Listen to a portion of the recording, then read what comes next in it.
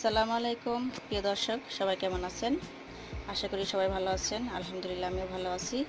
তো আজকে আপনাদের যে রেসিপি দেখাবো তা হলো ঢেঁড়স দিয়ে আর এই মাছ দিয়ে, সরপুঁটি মাছ দিয়ে আমি তেলে ভেজে নিব।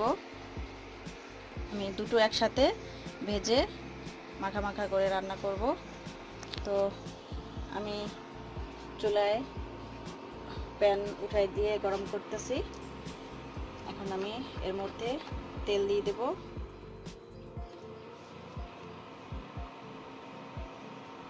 আমি মাছ আর ঢেঁড়সগুলো হলুদ দিয়ে আগেই মাখিয়ে রেখেছি। এই যে দেখতে পাচ্ছেন, হলুদ দিয়ে লবণ দিয়ে মাখিয়ে রেখেছি। ঢেঁড়সগুলো হলুদ দিয়ে লবণ দিয়ে মাখিয়ে রেখেছি।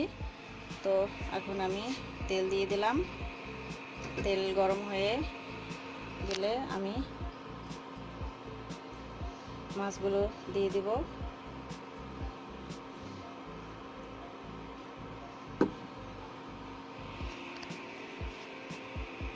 গরম হতে একটু সময় লাগবে। আমার কড়াইয়ে তেল গরম হয়ে গেছে। এখন আমি হালকা লবণের ছিটা দিয়ে আমি মাছগুলো ভেজে নিব। লবণ দিলে কি হয়, লবণ দিলে মাছগুলো ভেঙে যাবে না, কড়াইতে লেগে যাবে না, তাই আমি লবণ ছিটা দিয়ে নিলাম। এখন আমি মাছগুলো আস্তে আস্তে করে ভেজে নেব।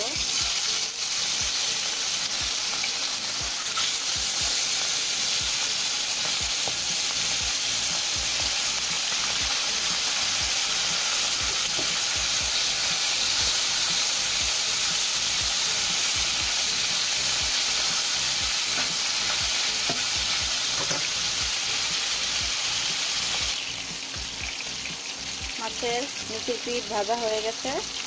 এখন মাছটা উল্টিয়ে দেবো।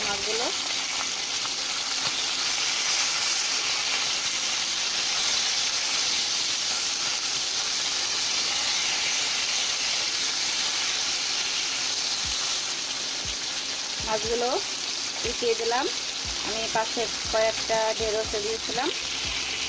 এভাবে আস্তে আস্তে করে মাছগুলো ভেজে উঠিয়ে আবার ঢেঁড়সগুলো ভেজে নেব।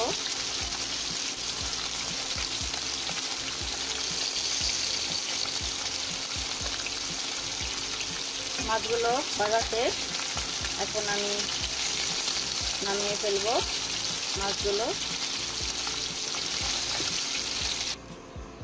মাছগুলো আমি উঠে নিয়েছি।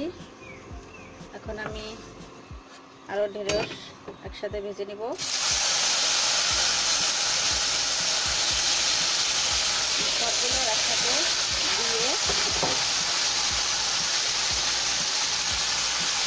সবগুলো একসাথে দিয়ে দিয়েছি। একসাথে দিয়ে এখন আমি ঢেকে দিব। এভাবে আমি সবগুলো একসাথে দিয়ে ঢেকে নিয়েছি। তাতে একটু পর আমি আবার উল্টিয়ে দেব, নেড়ে চেড়ে দেব, যাতে সবগুলো একসাথে ভাজা হয়ে যায়।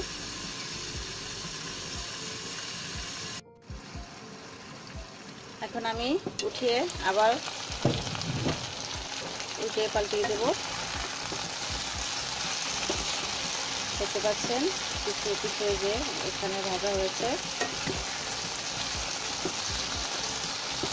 আবার একটু উল্টে আবার ঢেকে দেবো। আমি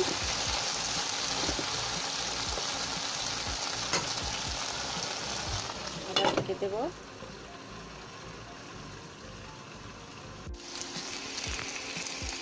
দেখতে পাচ্ছেন সবগুলো ঢেঁড়স ভাজা শেষ। আমি এভাবে একসাথে সব ভেজে নিয়েছি ঢেকে। এখন আমি বাটিতে ঢেলে নেব, তারপরে বাটা মশলাগুলো দিয়ে এগুলো কষাবো। আমি সবগুলো বাটিতে ঢেলে নিয়েছি। এখন এর মধ্যে তেল দিয়ে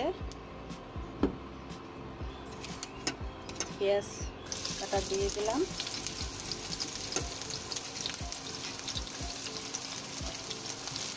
এখন বাটা মশলাগুলো দিয়ে দিব।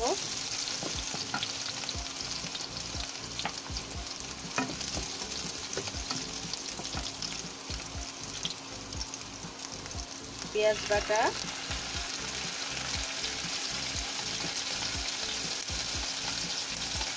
আর রসুন বাটা।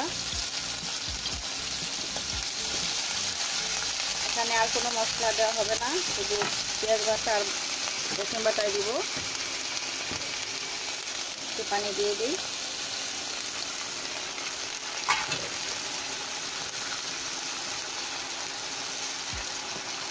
এখন হলুদের গুঁড়া আর মরিচের গুঁড়া দিয়ে দেব।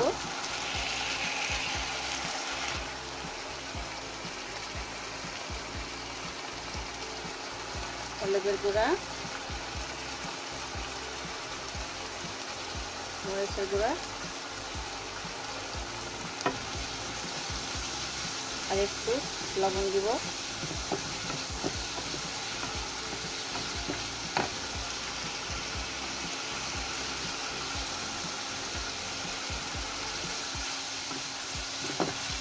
মশলা ভালো করে কষিয়ে নেব।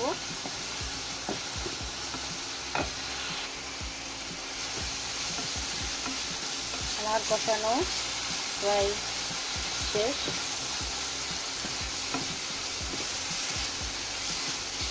এখন আমি পানি দিয়ে দেব। না, পানি না, এখন আমি মাছ ভাজা আর ঢেঁড়স ভাজাগুলো এর মধ্যে দিয়ে দেব, তারপরে পানি দেব। এগুলো দেওয়ার পরে আমার একটু এগুলোর সাথে ভালো করে মিশিয়ে নিতে হবে।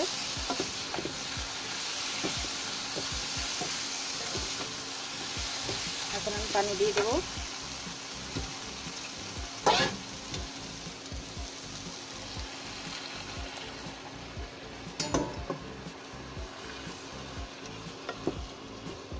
জাস্ট আমি অন্য কোনো মশলা দিইনি, শুধু পেঁয়াজ আর রসুন বাটা দিয়েছি। এভাবে আপনারা করে দেখবেন যে কতটা সুস্বাদু হয় খাবার।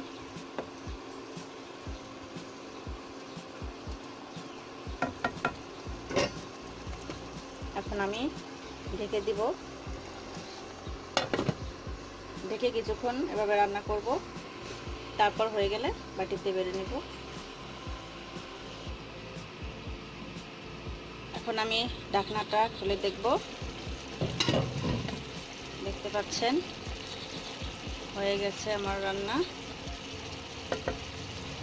এখন আমি বাটিতে ঢেলে নিব।